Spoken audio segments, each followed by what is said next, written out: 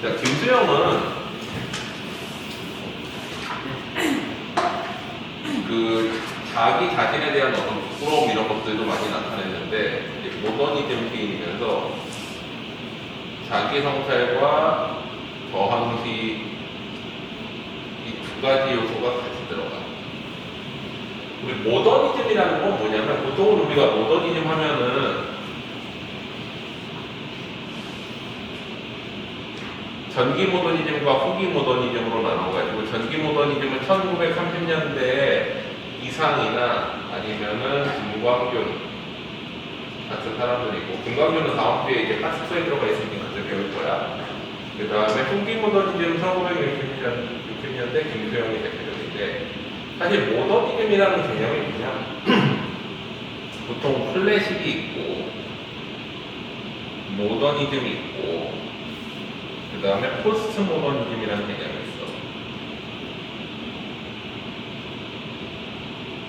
클래식은 기존의 예술이라면은 모더니즘은 기존의 예술을 벗어난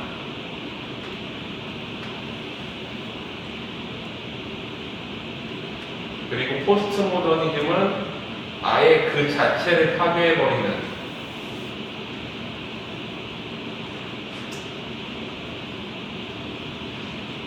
이렇게 보면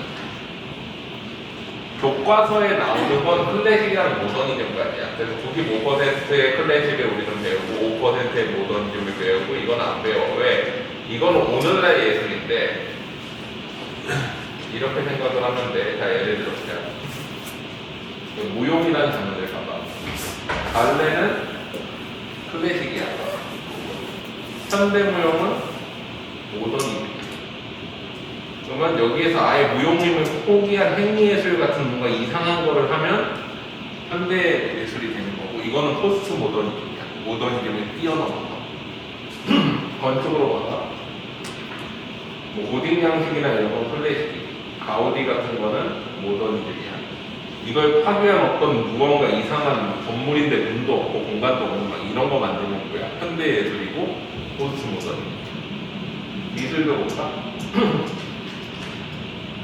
뭐 예를 들면은 뭐 모나리자 같은 거 클래식이지. 피카소 기존의 형태를 파괴했지. 모더니즘이야. 백남준 같은 아예 그냥 미술임을 포기한 뭐 미디어 아트 같은 것들이 요즘에 포스트 모더니즘.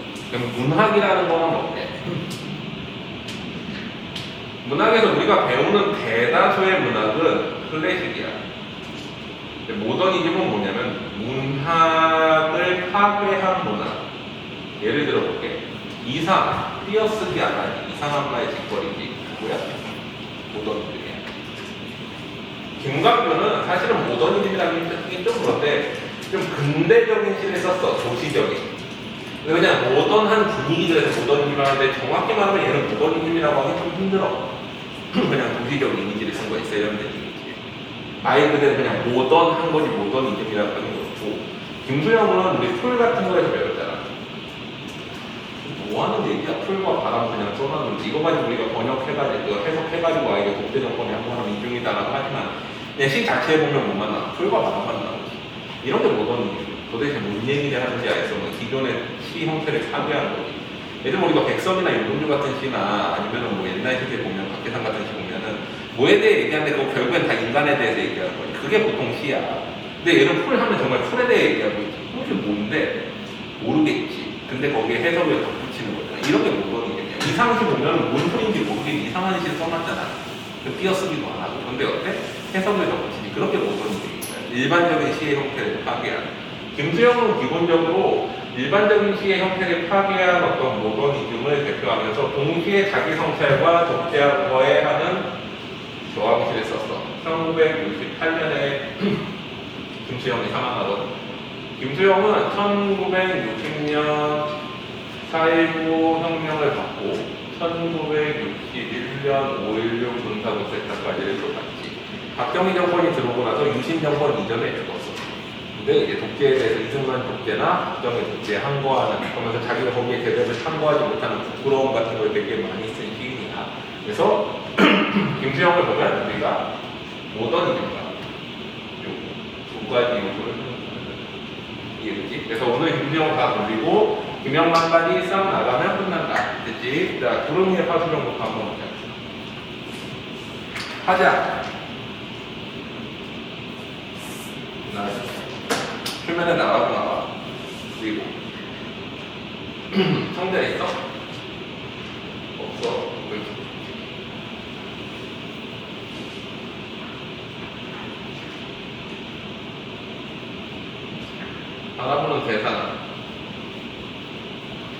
바라보는 대상은 여기 보면 나라는 사람을 들여다본다고 하지 않을까? 나를 얘기해. 자, 그리고 나를 바라보니까 성찰이지. 그것이 내용을 한번 보면서 정리해보자. 만약 나라는 사람을 유심히 들여다본다고 하자. 자기를 성찰하는 거지. 그러면 나는 시와 반역된 생활을 하고 있었다고 하죠. 나는 시와 반역했어. 시는 뭐를 하는 거야? 여기 이제 보면 먼 산정에 서 있는 마음으로 나의 자식과 나의 아내와 그 주위에 놓인 잡스러운 물건들을 본다. 자, 먼 산정이라는 거는 나를 성찰할 수 있는 공간이지. 산정은 나를 성찰하는 공간이야.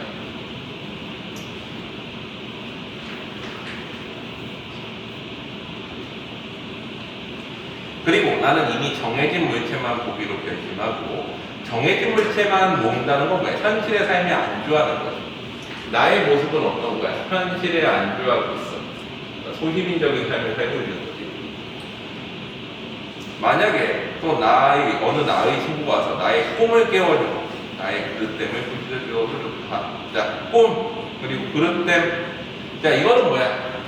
시는 뭔가 꿈과 이상을 추구하는 어떤 행위이고 시를 쓴다는 거는 이거에 대해서 반역한 삶을 살았기 때문에 누군가 나를 꾸짖어줬으면 좋겠다라는 거예요. 이거는 뭐야? 성찰하고 자기를 반성하고 있는 거지. 나의 태도가 지금 잘못됐다라는 거야. 함부로 흘리는 피가 싫어서 이다리도 나이가 빠진 생활. 뭐야? 현실에 안주하는 생활을 하는 것은 아니라 먼지 낀 잡초 위에 잠자는 구름이여. 무슨 뜻이야? 내가 그렇다고 희생을 하기 싫어서 현실에 안주하는 삶을 사는 건 아니고 어떻다라는 거야? 잠자는 구름. 구름은 이 시, 즉 꿈과 이상을 추구하는 행위 이거와 같은 거야. 근데 잠자는 구름 하면 어때? 나는 꿈과 이상을 상실한 거지. 그러니까 시는 꿈과 이상을 추구하는 삶이고 이거를 추구하는 삶이고 구름은 그럼 뭐야? 꿈과 이상을 나타내는 거지. 근데 이게 잠자버린 채, 그러면 이 꿈과 이상을 상실해버린 상황인 거야. 고생도 마음대로 할 수 없는 세상에서는 철늦은 거미와 같이 존재 없이 살기도 어려운 일. 존재 없이 산다는 건 뭐야? 무기력하게 살기도 힘들다는 거지. 그러니까 내가 현실에 안주하는 이유는 내가 희생하는 게 두려워서는 아닌데 내가 꿈과 이상을 상실했기 때문에 어때? 무기력하게 살아가고. 근데 그 무기력하게 사는 것도 어때? 나에게 힘들다라는 거지. 그러니까 꿈과 이상을 상실했는데 그걸 추구하는 게 힘들다라는 거야. 자, 그 다음에 다음 페이지. 밤 두 칸과 마루 한 칸과 말 두 칸 부엌과 애처로운 철을 거느리고 이거 이제 현실의 삶이지. 외양만이라도 남과 같이 살아간다는 것이 있다 해서 쑥스럽다. 남과 같이 살아가는 건 현실에 안주하면서 살아가는 거지. 현실에 안주해서 살아가는 나의 모습이 반성하면서 보니까 부끄러워. 꿈과 이상을 상실하고 살아가는 게. 그래서 시를 배반하고 사는 마음이야. 또 한 번 나오지. 시를 반역하고 꿈과 이상을 상실하고 살아가는 마음이야. 자기의 나체를 더듬어보고 살펴볼 수 없는 시인처럼 비참한 사람이 또 어디 있을까? 자기를 성찰할 수 없는 사람인 거지. 자기를 성찰할 수 없는 사람은 비참하다. 나는 서리법이지. 어디 있을까 하는 건 의문문인데 의문문이 아니지. 실제로는. 거리에 나와서 집을 보고 집에 앉아서 거리를 그리던 어리석음도 이제는 모두 사라졌나 보다. 자, 거리에 나와서 집을 보고 집에 앉아서 거리를 본다는 건 뭐야? 현재의 삶에 만족하지 못하는 거지. 이거와 대비되지. 현실 안주와 대비되는 게 현재에 만족하지 못하는 삶이지.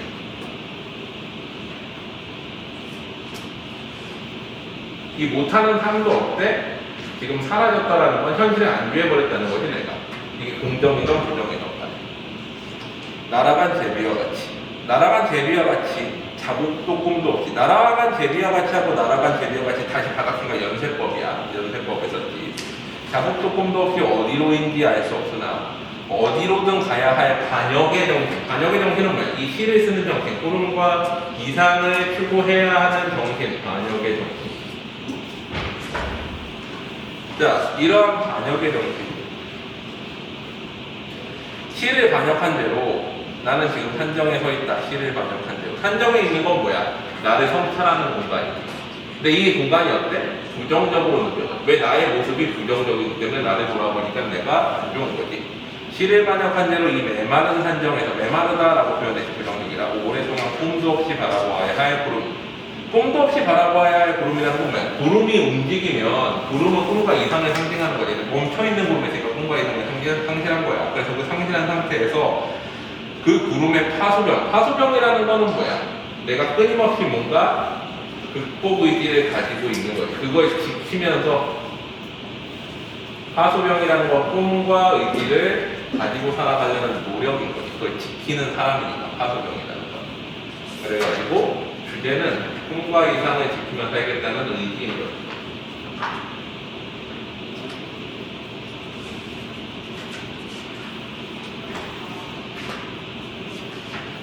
왜 그런 거야? 이 사람이 생각하는 시인이라는 사람들은 꿈과 이상을 살아야 되기 때문에. 그러니까 이 사람이 생각하는 세계관이 여기 나타나지. 시인이라면 당연히 꿈과 이상을 가지고 살아야 돼. 윤동주는 시인이라면 어떻게 생각했어? 속죄함도 주고 자기를 희생해서 민족을 구원해야 돼. 이렇게 생각했어. 그러니까 자기가 생각하는 시인의 어떤 모습은 꿈과 이상을 끊임없이 추구하면서 살아야 되는 삶이라고 생각을 하는 거야. 이해되니? 자, 그 다음에 5페이지 눈을 보자. 자, 이 사람의 어떤 그런 생각하는 어떤 세계관이 이렇기 때문에 눈이라는 모더니즘 시를 봤을 때 이게 뭔가 높게 항거하고 끊임없이 뭔가 저항의지를 가지는 삶을 나타내는구나를 알 수 있는 거야. 안 그러면 그냥 눈은 눈이고 기침은 기침이지. 별 내용 없어. 불처럼. 자, 그래서 눈을 한번 보자. 눈은 모더니즘이지. 이거는 저항시 내진 성찰시라면 눈 같은 시는 이제 이 사람의 모던지루시야. 화자는 표면에 안 나와. 눈을 바라보는 이게 그냥.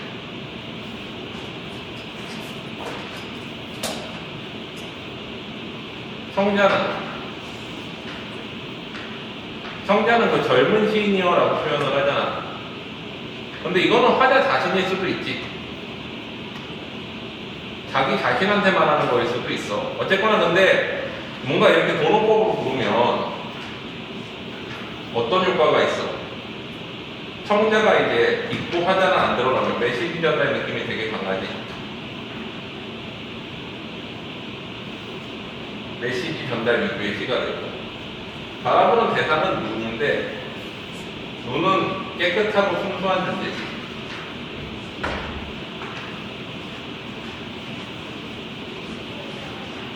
깨끗하고 순수하고.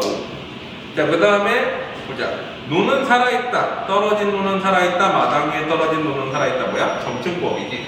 점점 보조하면서 눈의 뭐를 강조해? 생명력을 강조하지. 눈이 살아있대. 그리고 어때? 기침을 하자. 젊은 시인이여 기침을 하자. 눈이 대고 기침을 하자. 눈 돌아보라고 마음 놓고 기침을 하자. 이것도 점층법이지. 점점 보조되니까. 눈에게 기침을 하지. 사실은 이 시의 내용은 이게 다야. 근데 뭔데 근데? 이게 모더니즘인 거지. 풀이랑 똑같은 거지. 풀이랑 바람인데 풀이 눕는다. 이거 빼놓고 뭐가 있어. 그렇지? 근데 기침을 한다는 게 뭘까? 그래서 이거를 이제 해석을 해야 되는 거지. 자, 또 나오지. 눈은 살아있다. 죽음을 잊어버린 영혼과 육체를 위해. 죽음까지 초월한 영혼과 육체. 어떤 그런 추구하는 존재를 위해 눈은 새벽이 지나도록 살아있다. 기침을 하자. 젊은 시인이여 기침을 하자. 눈을 바라보며 마음속에 보인 가슴의 가래. 기침은 가래를 맺는 행위지. 가래는 더러운 것이잖아. 뭔가 더러운 것. 이거는 뭐야? 현실한조, 소신인적인 삶이라고 보기도 해.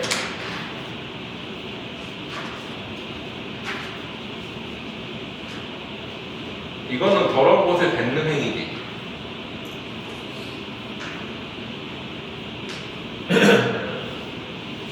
눈을 보고 더러운 것을 뱉는 거니까 눈은 어떻게 보면 성찰의 매개체일 수도 있겠지.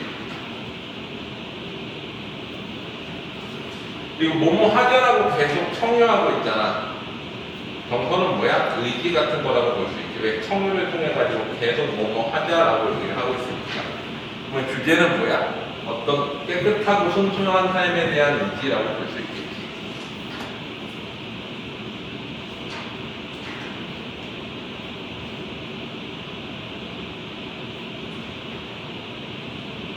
근데 이게 사실 뭔지 알게 뭐야? 운이 뭐고 힘이 뭔지 알게 뭐야? 근데 그냥 앞에 내용과 그러니까 앞에 시랑 관련된 어떤 이 작가의 정신 상태와 비교해 보면 어때? 어떤 정의로운, 순수한, 깨끗한 삶에 대한 의지, 뭔가 독재에 항거하고 뭔가 이제 더러운 것을 거부하는 그런 의지라고 보이는 거지 보통은. 그냥 무던 짐수야. 뭔 소리인지 모르겠지만 그냥 그렇게 해석해. 우리가 풀 해석하듯이 풀이 그건지 아닌지 알게 뭐야 사실은. 근데 그냥 그렇게 해석하는 거야. 이해되지? 요런 시들이 많아. 절반은 이런 시, 절반은 이런 시. 됐지? 자, 다음 거 가보자.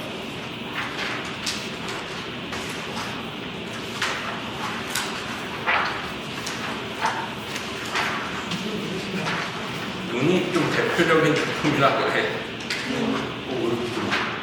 어디서 배운 것 같은데? 자, 그 다음에 42페이지 사령. 사령은 모더니즘 시는 아니야. 요거는 자기 성찰의 시지. 우리 사령이 무슨 뜻이니, 김명아? 사령. 응? 죽을 사, 영은 영. 영혼이 죽었다. 죽은 영혼. 영혼이 없는 거지. 소울리스 같은 거지. 그래서 어때? 뭔가 나의 상태를 얘기하는 거. 화자의 상태. 부정적인 거지. 왜 부정적인지.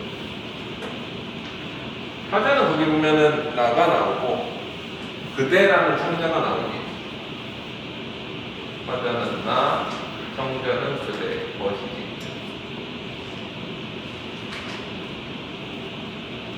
뭐 어때? 대화치지? 사실은 이게 이제 의인화된 대상이긴 해. 바라보는 대상은 그대 것인데 사실은 뭐야? 팔자지. 팔자, 그대, 것 같은 거지. 팔자는 그럼 뭐야? 책이야, 책. 인쇄물. 근데 인쇄물은 뭐에 대한 인쇄물이야? 그 팔자는 반짝이면 하늘아래 간간히 자유를 말한대. 자유와 민주주의에 대한 서적이지. 근데 이거를 통해 가지고 어때? 나의 영혼은 죽어 있는 것이 아니냐. 성찰이지. 이거와 대비되는 나는 어때? 나는 죽어 있어. 죽은 영혼을 가지고 있어. 즉 뭐야? 자유와 민주주의를 추구하지 못하고 있다. 그러니까 나는 민주주의와 자유에 관한 책들을 보고 있는데 나의 자신의 행동은 그러지 못하고 있어. 이게 뭐야? 부끄러운 거지. 그래서 이거의 주제의식은 뭐야? 적극적으로 자유를 추구하지 못하는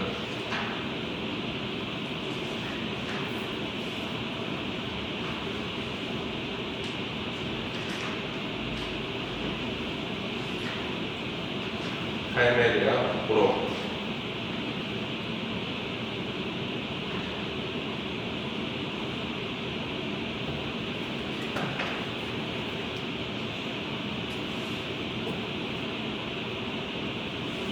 시작을 해가지고 내용을 보면 팔자는 반짝거리면서 하늘 아래에서 간간히 자유를 말하는데, 그러니까 자유에 관한 책은 자유에 대해서 끊임없이 얘기하고 있는데 나의 영은 죽어 있는 것이 아니냐, 나의 영혼은 죽어 있는 것 같다 라고 자기에 대해서 반성을 하는 거지. 벗이여, 벗은 여기서 팔자를 또 다르게 의인화시켜서 말한 거지. 팔자, 책이여, 그대의 말에 고개 숙이고 듣는. 왜 고개 숙이고 들어? 그대의 말을 이제 제대 그냥 뭐야? 그대로 수용하지 못하는 거지. 자유와 민주주의를 추구하지 못하는 것이 그대는 마음에 들지 않지. 마음에 들지 않아라. 무슨 뜻이야? 나도 마음에 들지 않는 거지 사실은. 하지만 어쩔 수 없는 상황인 거고. 사실 그러면서 자기가 부끄러운 거지. 모두 다 마음에 들지 않아. 이 황혼도 저 돌벽 아래 잡초도 담장에 흐르는 페인트빛도 저 모양, 이 모양. 무슨 뜻이야? 이 김수영은 말년에 이 시를 썼거든. 거의 1960년대 후반에. 근데 자기가 죽기 직전에 몸이 안 좋아가지고 이제 서울에 있다가 교회로 이사를 갔어. 이 도시 바깥쪽으로. 거기에서 이제 쓴 시야. 자신이 이제 서울에 있으면서 뭔가 독재 전면에서 항거하지 못하고 여기 피해온 것 같은 어떤 그런 부끄러움 때문에. 그래서 이 황혼도 저 돌벽 아래 잡초, 이 교회에서 보는 경치들이 다 어때? 마음에 들지 않는 거지. 담장의 푸른 페인트빛은 뭐야? 이제 거짓 평화, 거짓된 평화 이런 거를 얘기하는 거지. 거짓된 평화, 이 고요한 거야. 침묵이지. 독재에 항거하지 못한 침묵들도 다 마음에 들지 않는 거야. 그대의 정의, 그대는 누구야? 책이지. 책에 나와 있는 정의도. 그 책을 보고 있는 우리들의 섬세, 나약함도 왜 그거를 실행하지 못하는 행동이 죽음에서 오는 이 욕된 교회, 나의 삶에 대해서 부끄러운 거지. 내가 이 삶을 제대로 이제 책을 읽으면서 그걸 실천하지 못하는 거예요. 어제도 오늘도 내일도 다 마음에 들지 않아. 그래서 다시 수미상관으로 얘기하지. 그대는 반짝거리는 하늘에 대해서 간간히 자유를 말하는데 책은 자유에 대해서 얘기하고 있는데 웃어라 나의 영혼은 죽어있는 것이 아니라 그거를 실천하지 못하는 자신에 대한 부끄러움이 나타나지. 이해되니? 그래서 전체적으로 요런 시의 절반, 이런 시 절반. 그러면 또 다음 시 한번 보자. 다음 페이지로 가보자. 자, 어느 날 부분을 나오면서 57페이지. 요 시는 요런 시야. 자기 성찰 시인데 자기가 부끄러운 이유를 되게 구체적으로 적어놨어.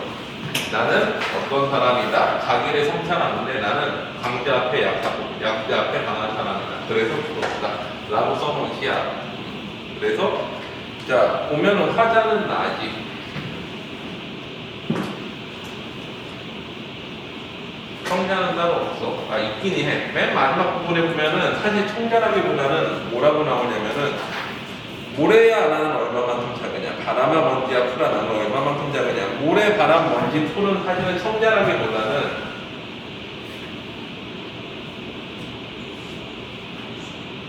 성찰의 매개체지 사실.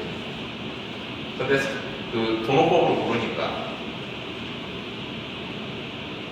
그래서 뭔가 대화체 느낌이 나기는 하지만 독백체에 가깝지.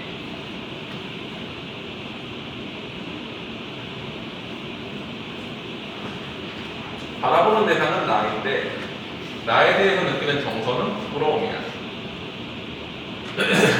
왜 부끄러운 거야?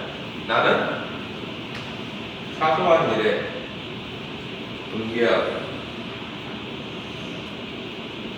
중요한 일에는 분개하지 못하거든. 분노하지 못하거든. 이건 무슨 뜻이야? 나의 모습이 강자 앞에서 약하고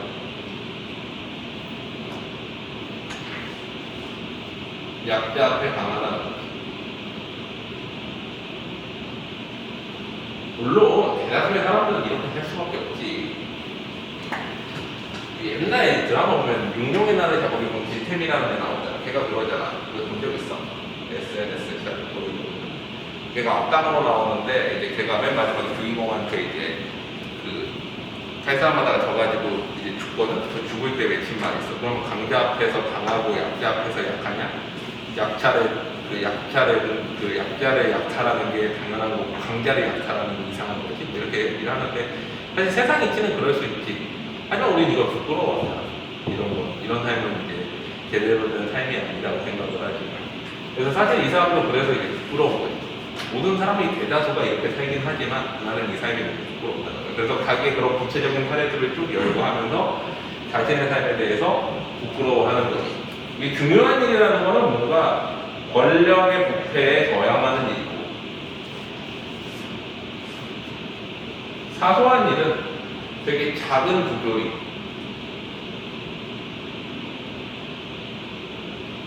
나도 작은 부조리에 좀 분노하는 경향이 있는데 예를 들면 누가 신호등을 안 지킨다던가 차 몰고 갈 때 무단횡단한다던가 그러면 화가 나죠. 칼편을 빵빵하는데 막상 뭐 조폭 같은 사람들이 차 몰고 가면서 이제 무단횡단하면 내가 빵빵거릴 수는 없을 것 같아. 그렇지 않을까? 깍두기 같은 사람들이 내려가지고 차에서 열어봐. 아닙니다. 근데 하여튼 그런 거에 대해서 이제 자기 스스로 부끄러워하는 거야. 그래서 이제는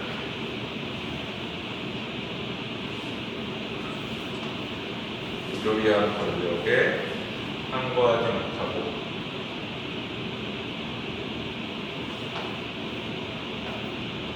사소한 일에 분노하는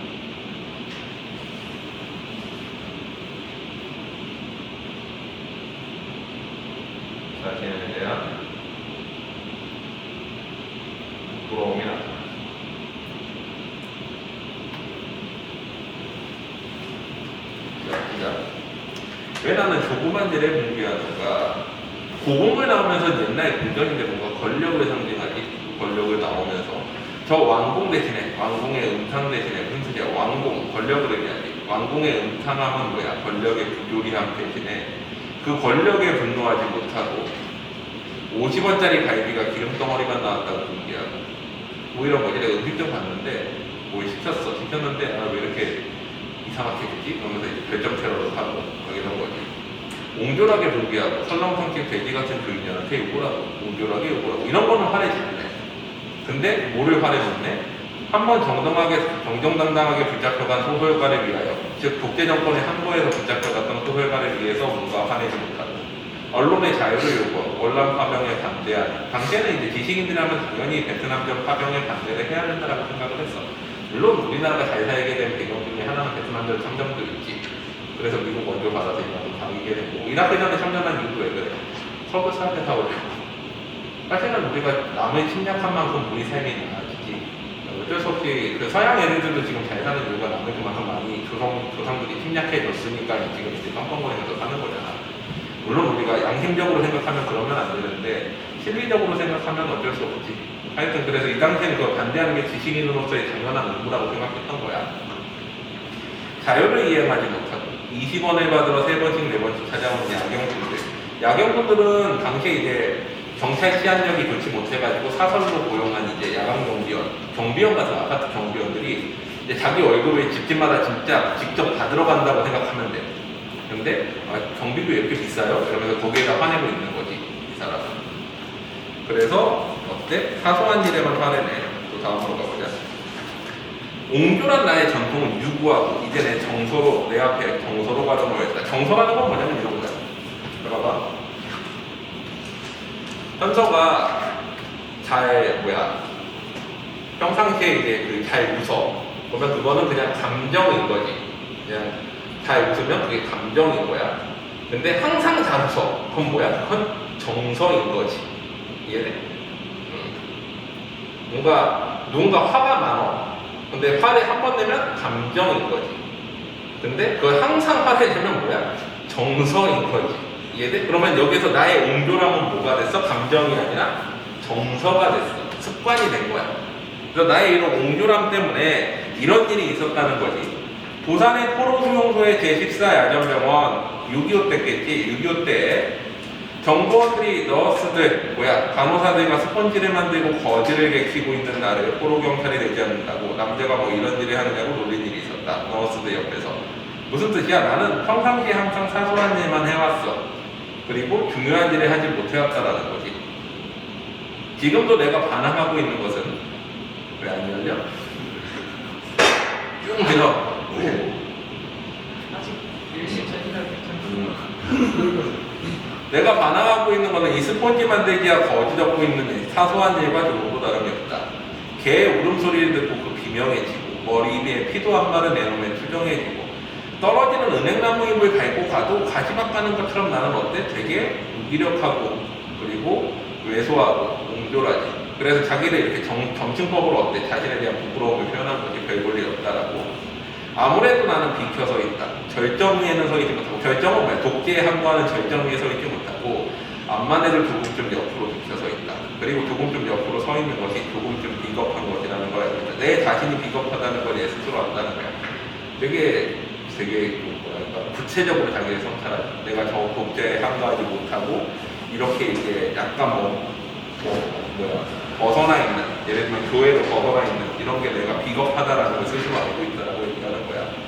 그래서 어때? 이렇게 옹졸하게 반응한다. 나는 내가 비겁하다는 걸 알기 때문에 부조리에 항거하고 싶은데 근데 강자들한테는 못하니까 약자들한테 한다는 거지. 그래서 이발쟁이에게, 이발소 주인, 미용실 사장님한테, 땅 주인에게는 못하고 건물주 같은 사람들한테 못하고 이발소 주인한테, 구청직원, 동회직원, 동사무소 직원이나 구청직원한테도 못하고 야경꾼, 지금으로 치면 아파트 경비원 아저씨한테 화내내고 있다는 거지. 얼마나 옹졸해. 그래서 20원 때문에, 10원 때문에, 1원 때문에 우습지 않느냐, 1원 때문에 점층법이지. 자기에 대해서 이제 그렇게 반성을 하는 거지. 그래서 어떤 거야? 모래야 나는 얼마만큼 작으냐, 바람아 먼지야 풀어 나는 얼마만큼 작으냐. 이게 뭐야? 자기 성찰인 거지. 내가 이제 강자 앞에 약하고 약자 앞에 강한 뭔가 이게 되게 옹졸한 삶을 사는 거에 대한 반성이 나타나는 시야. 이 느낌? 자, 그 다음에 또 뒤로 가보자.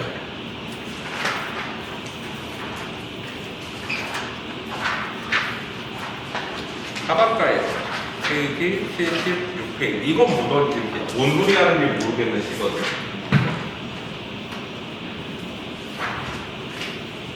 그냥 한번 읽어봐. 뭔 내용인 것 같아? 읽어봐봐. 뭔 내용을 그냥 반복하고 있는데 도대체 이게 뭔 소리인지 한번 생각해보자.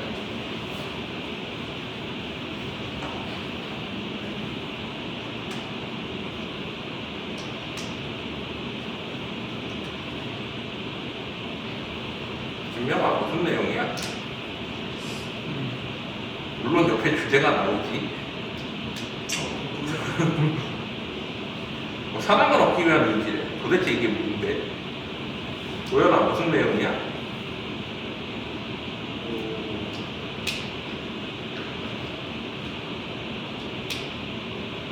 현서야, 무슨 내용일까? 자, 그냥 내용이 3번 반복되냐 한번 보자. 이건 뭐 화자정서 찾는 거 없이 그냥 내용을 한번 볼게. 삶의 계란 껍질이, 아니, 삶은 계란 껍질이 벗겨지듯, 묵은 사랑이 벗겨질 때. 두 번째는 뭐라고 해? 먼지 앉은 석경 너머로 너의 그림자가 움직이듯, 묵은 사랑이 움직일 때.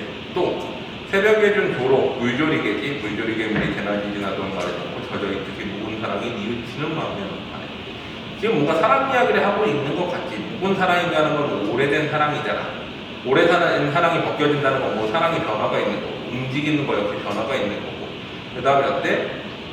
뉘우치는 마음의 한복판에 젖어 있을 때라는 건 뭐야? 뭔가 묵은 사랑에 대한 미련을 가지고 있을 때라는 뜻이겠지. 그러니까 사랑이 오랫동안 지속돼서 뭔가 변화가 생기고 헤어지거나 그러고서 거기에 미련이 생길 때라고 해석하면 되겠지. 그럼 뭐라 그래? 붉은 파밭에 푸른 새싹을 보아라. 뭔 소리인지 모르겠어. 하여튼 색채 대비가 나오고 붉은 파밭에 푸른 새싹을 보래. 명령이야. 뭔가 의지가 나타나지. 그래서 뭐라 그래? 얻는다는 것은 곧 잃는 것이다. 얻는 게 잃는 거지. 그럼 반대로 하면 어때? 잃는 게 얻는 거지. 여기서 하고 싶은 건 뭐야? 사랑이 끝나야 새로운 사랑이 시작된다. 혹은 사랑이 시작되면 언젠가 끝난다. 이런 거지. 그래서 이거는 뭐야? 결국에 새로운 사랑을 뭐 얻기 위한 의지라고 표현한 이유는 뭐야? 뭔가 변화가 있어야 새로운 사랑이 시작이 된다. 누군 사랑이 끝나야 새로운 사랑이 시작되고 새로운 사랑이 시작되면 언젠가 또 끝난다. 이런 거에 대한 깨달음을 주는 시라고 하고. 도대체 근데 뭔 얘기를 하는지는 모르겠지만 하여튼 이런 시라고 해석을 해. 이런 게 우더니즘 시인 거지. 이해돼? 그래서 이런 시들은 문제가 어떻게 나와? 그냥 보기 주지 않으면 정말 그냥 이 내용에 대해서 물어봐. 붉은 파밭과 푸른 새싹 색채 대비 나왔는지 막 이런 거 그냥 직접 그 시 자체에 대해서 물어보는데 보통 문제를 주려면 어떻게 해줘? 외적 관점을 보기를 주고 이 내용을 물어볼 수밖에 없어. 뭔 소리인지 모르잖아. 이게 뭔데 도대체. 그래서 이런 시가 있다라는 거. 됐지? 넘어가 보자. 다음. 자, 84페이지 폭포도 모더니즘 시야. 폭포도 뭔 소리인지 모르겠는데 하여튼 폭포에 대해서 얘기하고 있어. 근데 이거는 이제 화자의 어떤 삶과 관련해가지고 폭포와 같은 삶을 살고 싶은가 보다 그냥 이렇게 해석을 해. 폭포가 그러면 어떤 속성을 가지고 있는지 정리해보면 되겠지. 자, 일단은 화자는 폭포를 바라보는 눈이 표면에 나오진 않아.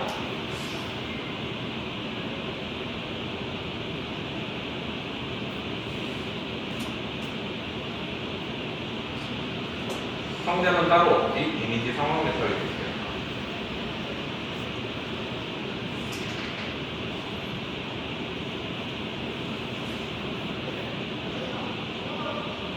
그리고 바라보는 대상은 폭포인데 폭포의 속성들을 쭉 열거하고 있지. 그리고 정성은 표면에 나타나지는 않지만 이 폭포들을 긍정적으로 예찬하고 있고 그러면 뭐야? 폭포와 같은 삶을 살고 싶은 거지. 그럼 폭포가 어떤 건지를 한번 보자. 자, 폭포는 모든 절벽을 무서운 기색이 떨어진대. 무서운 기색이 없다는 거는 뭐야? 현실에 대한 두려움이 없는 거지. 뭔가 저항하고 그런 특성이 나타나겠지. 규정할 수 없는 물결이 무엇을 향하여 떨어진다는 의미도 없이 무엇을 향해 떨어진다라는 의미라는 건 뭐야? 어떤 뭐 가치를 추구한다던가 어떤 개인적인 욕심을 위해서 움직이는 게 아니라는 거야. 그리고 계절과 주야를 가리지 않고 이거는 뭐야? 항상 지속성이지. 뭔가 항상 그 뭐라 그래? 일관성을 가지고 고매한 정시처럼 필사이 없이 떨어진다. 고매하다라는 건 긍정적인 거지. 높고 뭔가 고든 거지. 그래서 금자나도 인가도 보이지 않는 밤이 되는. 밤은 보통은 상징적으로 뭐야? 시련 고난이지. 암울한 현실이야. 금자나는 보통 희망을 상징하고 인간은 사람들이 사는 마을이니까 인간미, 인간성을 나타낸다고 봐. 보면은 희망도 인간성도 없는 뭔가 되게 부정적인 독재 현실이 되면 폭포는 고든 소리를 내며 떨어진다. 폭포는 고다. 어떨 때 특히나 희망도 없고 인간성도 안 보이는 되게 암흑 같은 사회 속에서 특히나 고든이 더 드러난다는 거지. 그리고 그 고든 소리는 소리이다. 소리는 고든 소리를 부른대. 이거는 선구자적 이미지가 있지. 뭔가 앞장서서 자기와 같은 사람들이 이끌어가는 이미지가 있을 거거든. 번개와 같이 떨어지는 물방울은 시야의 순간조차 마음에 들지 않고 나타와 안정을 뒤집어 놓은 듯 높이도 폭도 없이 떨어진다. 이 선구자적 이미지 그리고 고듬은 또 뭐랑 반대래? 나타와 안정. 나타는 나태지 안정. 소시민적인 삶이지 현실 안주하는 삶을 뒤집어 놓으면서 높이도 폭도 없이 역설적 표현이지. 높이가 폭이 없는데 어떻게 떨어져. 근데 그렇게 떨어진다라고 표현을 했지. 그래가지고 역설적 표현이야 그건. 그래서 성질이 어때? 일관되고 고두며 선구자적인 두려움이 없는 이런 삶에 대해서 폭포에 대해서 얘기하고 있는 주제는 뭐야? 어떤 곧고 그 다음에 뭐라고 해야 되나? 일관된 삶에 대한 의지라고 하는 거지. 그냥 폭포에 대해서 얘기는 했는데 왜 썼는지는 모르겠지만 대충 이 사람은 이런 삶을 살고 싶은가 보다 라고 해석을 하는 거야. 이해되지?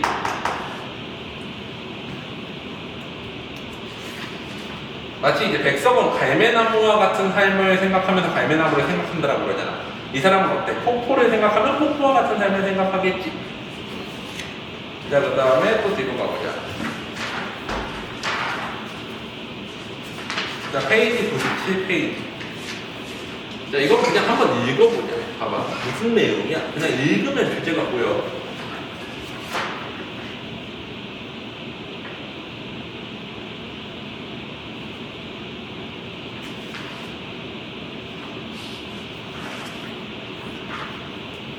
뭔가 영화 대사 같이. 무슨 내용인지 알겠지? 혁명은 뭐가 필요해? 희생이 필요하다. 자유를 추구하는 것도 희생이 필요하다. 그래서 푸른 하늘에 제압하는, 푸른 하늘은 자유를 의미하지. 희망. 로고질이 새야? 새가 자유로웠다고 부러워하던 어느 시인의 말은 인정되어야 한다. 왜? 자유를 그렇게 쉽게 얻을 수 있는 게 아니야 라고 말하고 있는 거지. 자유를 위하여 비상해보고 노력해보고 혁명을 일으켜보는 일을 있는 사람은 아니지. 로고질이가 무엇을 보고 노래하는 거예요? 어째서 자유에는 피해 냄새, 희생이 따른다는 거지. 혁명은 고독하다. 왜? 많은 사람이 하지 않으면 자기 희생이나 뭔가 투쟁과 희생을 통해서만 얻을 수 있다는 거지. 혁명은 왜 고독해야 하는 것. 고독한 것이라는 것을 더 강조해서 뭐라고 해요? 고독해야 하는 것인가래. 뭐야? 많은 사람이 추구하지 않는다라는 거죠. 하지만 외롭게 희생하면서 추구해야 된다라고 얘기를 하고 있는 거지. 됐니? 어렵지 않지? 다음으로 가보자. 폴은 넘어가자. 알지? 이거 문제도 다 풀어본 거야. 당연히 알지. 폴맥 때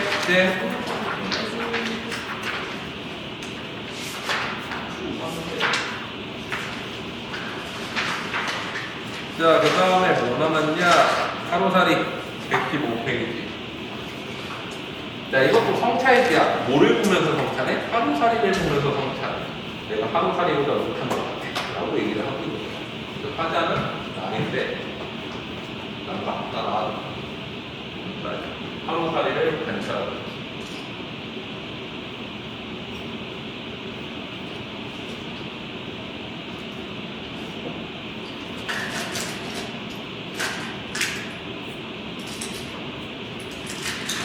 성자는 거기 보면은 따로 없지? 너가 나오구나. 하루살이. 이거 대화할 때네.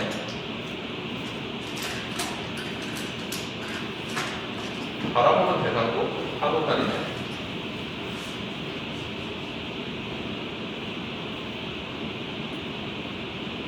근데 하루살이가 어떻길래 나와 비교를 하는 거예요? 나와 비교하지 계속. 대조, 비교. 차이점을 들어주고 대조하지. 하루살이 보자. 나는 이 손을 멈추고 잠시 무엇을 생각하게 된다. 살아있는 보람은 이것뿐이라고. 하루살이의 과목이요. 하루살이가 미친듯이 춤을 추는데 그걸 보는 게 나의 삶의 보람뿐이래. 이거는 뭐야? 내가 되게 무기력한 삶을 살고 있는 거지. 그냥 멍하니 있다가 하루살이가 있네 이러면서 보고 있는 거야. 멍 때리고. 자, 그러다가 하루살이는 지금 나의 일을 방해한다. 나는 확실히 하루살이에게 졌다고 생각한다. 왜 졌다고 생각하는 거야? 하루살이보다 못하다는 거지. 하루살이의 무기력. 근데 봐봐, 하루살이는 광노, 미친듯이 춤을 추고 유희, 노라. 자, 그러면 뭐가 있어 얘네들은? 삶에 대한 열정이 있는 거야. 근데 나는 어때? 멍 때리고 있는 거지. 열정도 없이. 너의 모습과 너의 몸짓은 어쩌면 이렇게 자연스러우냐. 소리 없이 기고 소리 없이 마르다가 되돌아오고 되돌아가는 무수한 하루살이. 그러나 나의 머리 위에 천장에서는 너의 소리가 들린다. 하루살이의 반복이야. 반복적으로 또 삶을 살아가지. 왜 죽고 다른 세상에 다른 삶이 또 태어나고 이렇게 다 열정이지 삶에 대한. 불력으로 모여드는 하루살이여. 벽을 살아가는 하루살이여. 감정을 잊은 시인. 나 자신을 뭐라 그래? 하루살이와 다르게 감정을 잊었어. 시인은 그러면 안 되는 거지. 왜? 아까 뭐라 그랬어? 꿈과 이상을 추구해야 된다고 얘기를 했잖아. 자기가 생각하기에 나는 엉망인 시인인 거야. 감정도 잊어버린 열정도 없는 시인인데 하루살이보다 그래서 못하다고 느끼는 거지. 그래서 감정을 잊어버린 시인에게로 모여드는 하루살이여. 나의 시각을 휘게 하라. 뭐야? 이제 나는 하루살이와 같은 삶을 살고 싶다라고 얘기를 하고 있는 거야. 하루살이의 황홀이요. 하루살이에 대해서 이제 황홀하다라고 표현하면서 나도 하루살이에 대한 어떤 하루살이와 같은 삶을 살고 싶다. 그냥 멍하니 하루살이를 바라보는 게 아니라. 그래서 정서는 성찰, 반성. 그래서 주제는 하루살이와 같은 삶의 열정을 추구하는 것이 추구합니다. 이게 주제지.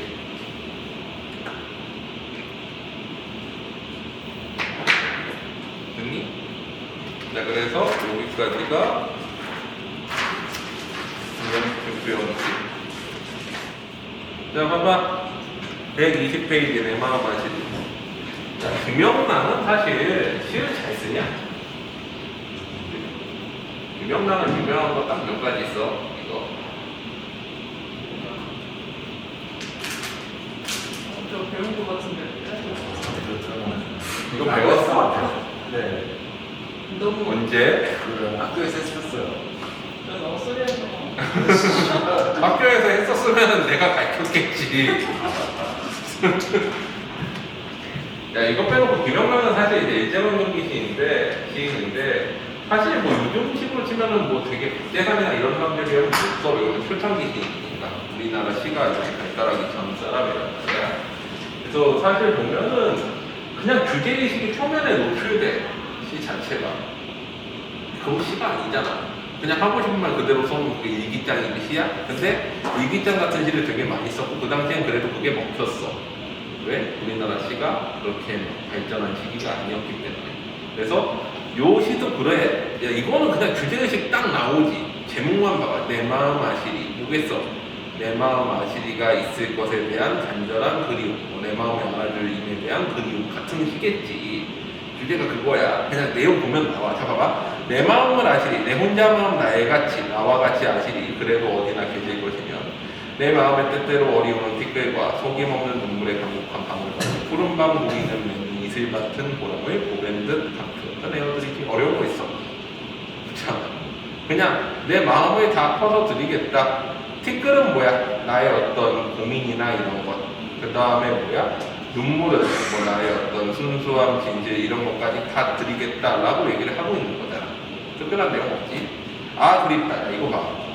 이게 시냐? 정서를 직접적으로 표현했는데 주제의식이 그대로 나왔잖아. 이런 건 시가 아니야. 근데 이제 그때는 이게 시가 됐던 거지. 내 혼자 마음 날같이 하시니 그를 꿈에도 아득히 보이는가. 정석 그대로 나오고 주제의식 나오지. 그 임에 대한 그리움. 향맑은 옥돌에 불이 달아. 향맑은 옥돌은 이제 순수한 사랑을 의미해. 사랑은 타기도 하오련만 불빛의 연기듯 희미로운 마음, 희미한 마음, 사랑도 모르니 내 혼자 마음. 짝사랑하고 있는 거잖아. 짝사랑하면서 내 마음 맞을 일 있을까 하고 그리워하는 그냥 일기장이야. 됐지? 어려운 거 없어. 그치? 넘어가도 되지? 다음.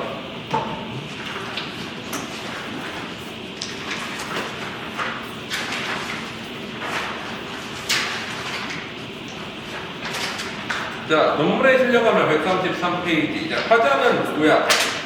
화자는 아내의 무덤에서 돌아오고 있어. 이것도 상황만 보면은 쉬워.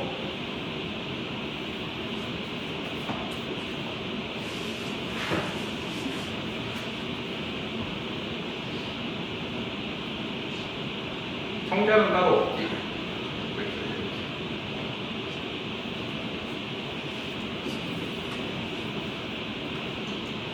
바라보는 대상은 아내의 무덤이지. 아내가 죽었겠지. 좀 정서 보겠어. 슬픔이지. 주제는 뭐야? 아내의 죽음에 대한, 죽은 아내에 대한 그리움이지. 근데 이거를 어떻게 썼느냐? 무덤에서 돌아오면서 쓴 거지. 안에 무덤이 있어.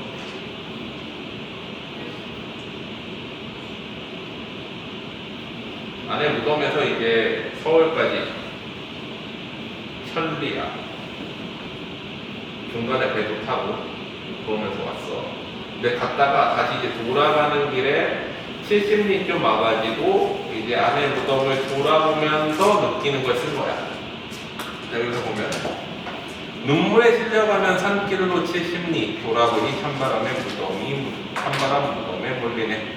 이제 안에 무덤이 쓸쓸하게 보이는 거지. 서울이 천리로다 멀기도 하려면 천리나 더 가야 되는 거지. 서울까지. 눈물에 실려가면 한 걸음 한 걸음 울다 가다 보면 어때? 금방 서울에 도착해 있겠다라고 생각을 하는 거지. 아내가 죽은 무덤을 보고 가는 거야. 배짱 위에 구름발 씌일까 보다. 무슨 뜻이야? 배 타고 가는 거지. 이제는 달빛으로 눈물을 말릴까 보다. 이거는 이제 슬픔의 승화를 달빛으로 눈물을 말릴까 보다 하는 거지. 슬픔을 예술적으로 승화한 거지. 고요한 바다 위로 노래가 떠간다. 서울도 부끄러워 노래가 어때? 서울로 가면서 이제 어때? 아내에 대한 그리움, 슬픔 같은 거를 나타내는 시. 특별히 어려운 거 없지. 이것도 다음으로 가보자.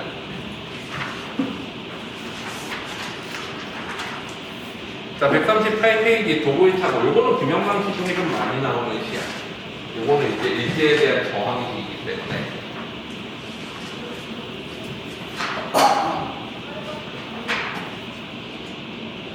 화자는 누구야? 여기 보면은 나지. 성자 있어. 이 벗이라고 나오는데 벗은 청자는 아니야. 그냥 인용한 거지. 벗과의 말에. 그래서 독백체에 가까워.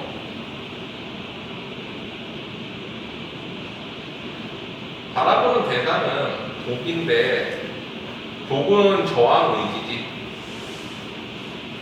이거에 대해서 나에 대한 판단과 벗에 대한 판단이 다르지. 나는 추구하는 것이, 벗은 쓸모없다라고 생각하는 거지. 굳이 그럴 필요 없다. 여기에 대한 정서는 뭐야? 의지지. 뭐야? 주제, 일제에 대한 저항 의지.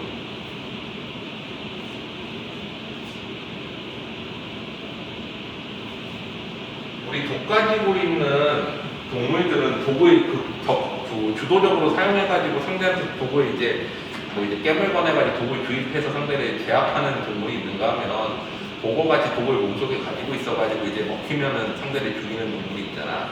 여기서는 이제 후자에 해당하는 거야. 화자의 상황은. 그래서 내가 마음속에 독을 차고 있다가 일제가 나를 잡아먹으려고 하면 그래 너도 같이 죽자. 너 죽고 나 죽자 하겠다라는 경험이 있긴 거지. 내 가슴에 독을 찬 지 오래로다. 아직 아무도 헤아질 없는 새로 뽑은 독. 친구가 그 독은 그만 흩어버리라 한다.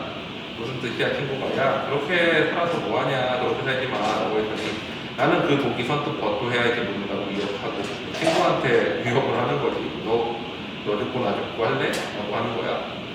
그랬더니 친구의 말, 이어 파트는 전부 친구의 말이야. 근데 이거 인용한 부분이야. 그래서 대화체가 아니고 인용이야.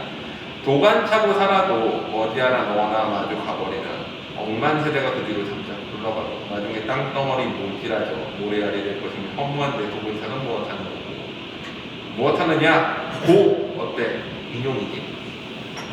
친구는 뭐라는 거야? 아, 시간 흐르면 어차피 너도 죽고 나도 죽고 땅도 다 변하고 세상도 변해서 일제가 있는지 없는지도 모르는데 묵혀서 뭐하냐? 일제에 저항해서 뭐하냐? 라고 얘기를 한 거야. 허무주의지. 허무하게 이제 생각하는 건데 화자가 뭐라고 해? 아, 내 세상에 태어났음을 원망하지 않고 보낸 어느 하루가 있으랴. 허무한 뒤 삶은 원래 허무해. 허나 뭐야? 시상 전환이지. 여기에서 이제 자신의 의지가 나타나. 앞으로 덤비는 일이 승리하니 일제강점기의 일제를 상징하지. 일제가 내 마음을 노림해 내 산채로 짐승의 밥이 되어 찢기우고 할키우리라 내맡긴 신세임. 이건 뭐야? 내가 어쩔 수 없이 일제한테 당할 수밖에 없겠지만 그래도 저항 의지는 가지고 가겠다는 거지. 나는 독을 차고 선선히 가리라. 막은 날, 마지막 날 내 외로운 영혼을 건지기 위하여. 뭔가 이제 김수영이랑 되게 대비되지 않아? 김영란은 막 자기 의지를 막 이렇게 썼지. 김수영은 자기에 대해서 되게 부끄럽게 써. 근데 아이러니한 건 그거야. 시인들 중에서 가장 혹은 소설가 중에서 가장 저항을 추철하게 쓴 사람들이 가장 먼저 변절해. 실제로도 그래. 그러니까 김영란 같은 유명한 시인들은 다 변절자가 됐지요. 근데 이제 저런 뭐야 무명인 사람들, 윤동주 같은 사람들은 결국은 김수영도 어쨌거나 이제 끝까지 부끄러워하면서도 저항하면서 결국에는 그냥 뭐 저항을 제대로 못했지만 죽었잖아. 뭐 독재에 저거하지 않고. 옛날에 보면은 소설가 중에서 제일 이제 그 항고하면서 되게 막 부정적이고 비판하는 시들을 그 소설을 많이 쓴 사람이 있어. 누구야? 최만식. 비꼬면서 막 썼지. 근데 나중에 뭐야? 반민족 친일의 기자. 근데 사실 그런 것보다는 드러나지 않지만 되게 꾸준히 뭔가 자기를 부끄러워하는 사람들은 끝까지 어떻게 보면은 자기가 친일하지 않고 버텼잖아. 백석도 그렇고 윤동주도 그렇고.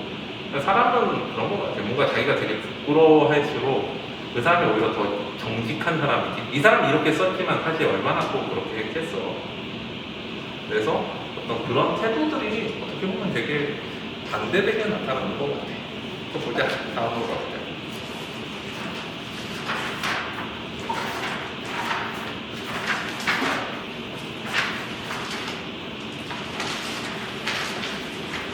원래 그런 얘기 알아?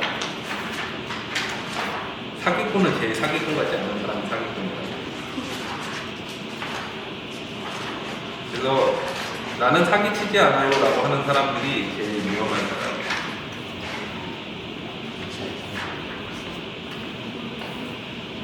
자, 174페이지 돌담의 속삭이는 햇발.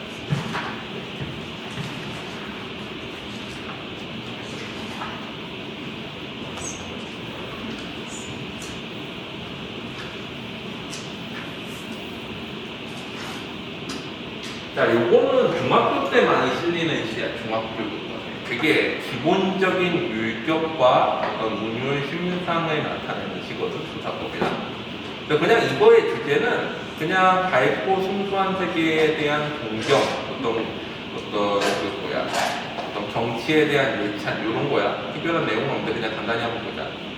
일단은 봐봐. 이거는 중학교에 많이 실리는 시인 이유가 뭐야? 울림소리를 많이 써가지고 운율을 형성하고 그 다음에 가군이나 혹은 앞뒤가 똑같은 백구를 이루거나 혹은 삼원보 율격을 사용해가지고 운율을 형성하지. 그래서 이게 이제 율격 배우고 또 수사법 배울 때 많이 나오는 되게 기초적인 시야. 그래서 내용 보자.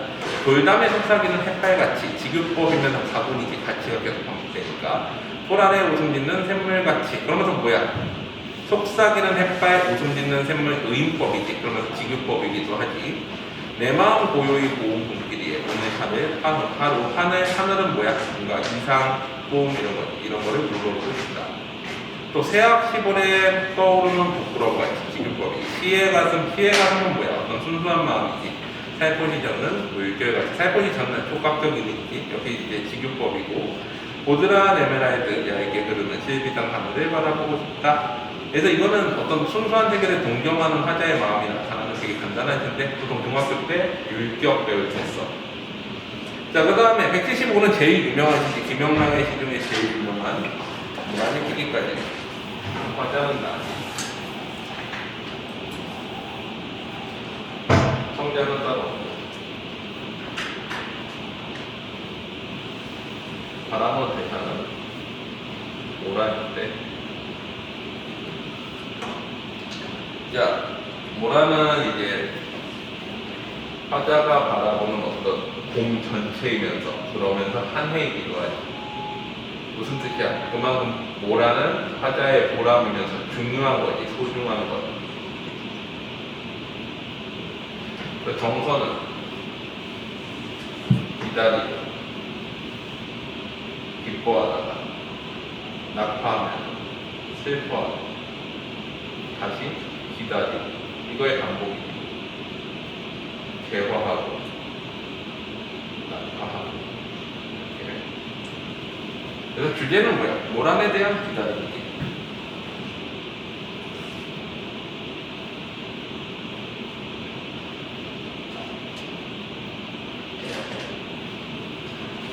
자, 모란이 피기까지는 나는 아직 나의 봄을 기다리고 있을 테요. 아직이라는 건 뭐야? 되게 끊임없이 기다리겠다는 걸 강조하는 거지. 모란이 뚝뚝 떨어져 버린, 뚝뚝은 절망감에 나타내는 무슨 상징 뭐라 그래? 절망적이지, 떨어져 버린다. 나는 비로소 봄을 여의다, 여의다가 이별하다. 부모님이 돌아가시다, 딸의 시집 보내다, 세 가지 의미인데 그건 이별하다. 봄을 이별한 서름의 장기지. 모란은 뭐야? 모란은 나의 봄이, 봄에 피는 꽃인데 이 봄 전체가 모란이랑 봄이라 할 정도로 모란이 소중하다는 거지. 그 다음에 더 나중에는 한 해로 표현하기도 하지. 봄을 여인 서름의 장기지. 5월 어느 날, 그 하루 묻었던 날, 떨어져 놓은 꽃잎마저 시들어버리고 낙화했지. 꽃이 젖어버렸어. 천지의 모란은 자체적이고 뻗쳐오르던 내 보람이 성케 무너졌어. 나의 보람인 거지. 봄을 맞이하는 나의 유일한 보람은 모란인데, 모란이 지고 말면 나의 한 해는 다르고, 아까는 봄이었는데 이제는 한 해지. 나의 한 해만큼이나 소중한 거야, 모란이. 360날의 한양서서 표현합니다. 1년 동안 또 기다리는 거지. 모란이 피기까지 나는 아직 기다리고 있을 때요. 숨이 상관이지. 앞뒤 똑같아. 찬란한 세상을 봄. 역설적인 표현이지. 찬란한 왜 그래? 꽃이 피니까. 개화. 슬픔은 왜 그래? 낙화. 그래서 역설적 표현이지.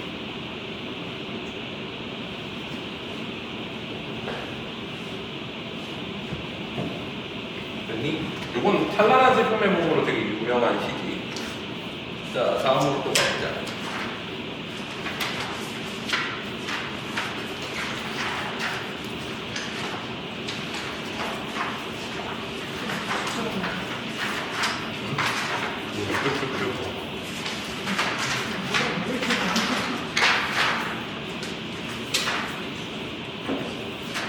자, 다음 페이지 206페이지 북.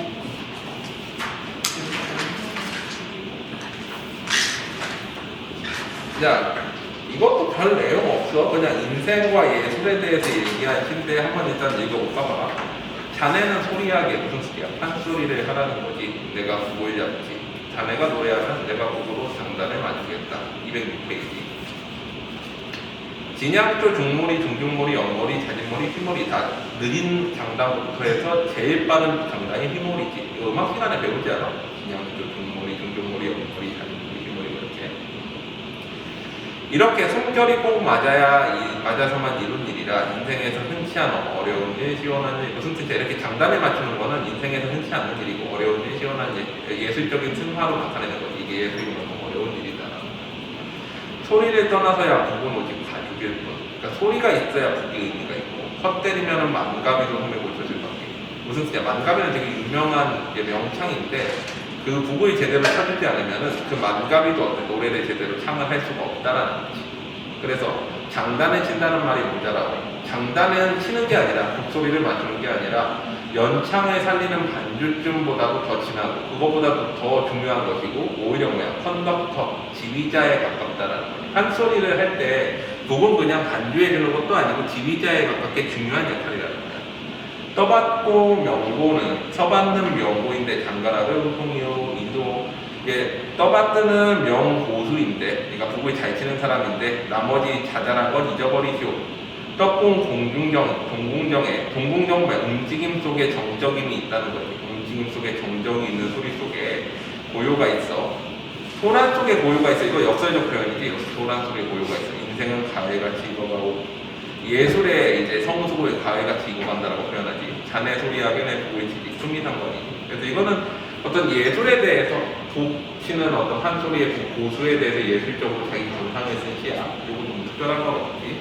그러니까 그 김영남 시대 보면 그냥 거의 쓴 그대로야. 되게 쉬운 내용들이 많지. 표창기 시라. 몸에 단풍들 건네도 이거야. 봐봐. 208페이지. 그냥 내용 별거 없지. 몸에 단풍들 건네라고 하면서 누가 얘기해? 루이가 얘기하지. 장광. 광은 이제 창고지. 창고에 골 붉은 강이 날아와. 루이 롤란드 쳐다보면서 몸에 단풍들 건네 가을이 왔다라고 놀라는 거지. 추석이 내일 모레 기들리니 바람이 달리어서 걱정이니 루이의 마음아 나를 보아라 몸에 단풍들 건네 나도 이렇게 단풍들 건네 하는 거지. 그래가지고 뭐야 걱정하지 말고 가을 계절을 즐겨라 라고 루이한테 말하고 있는 오빠의 심정으로 쓴 시지.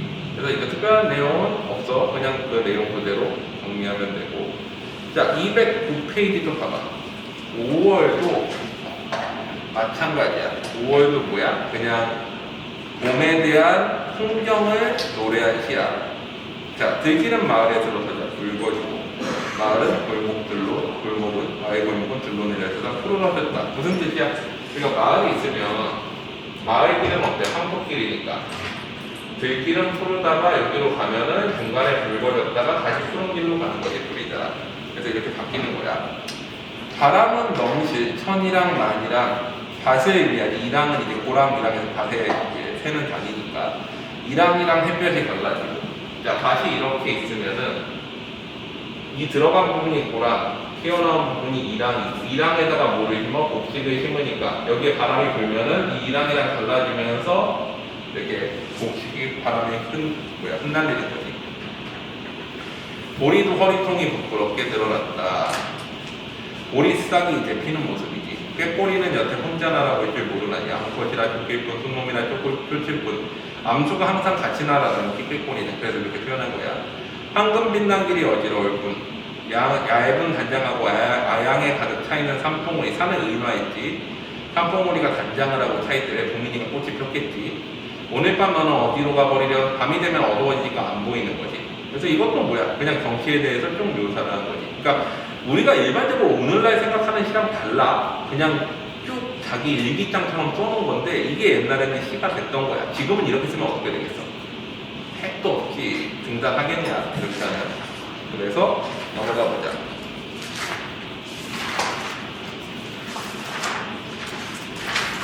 자, 맨 마지막 시 217페이지 집.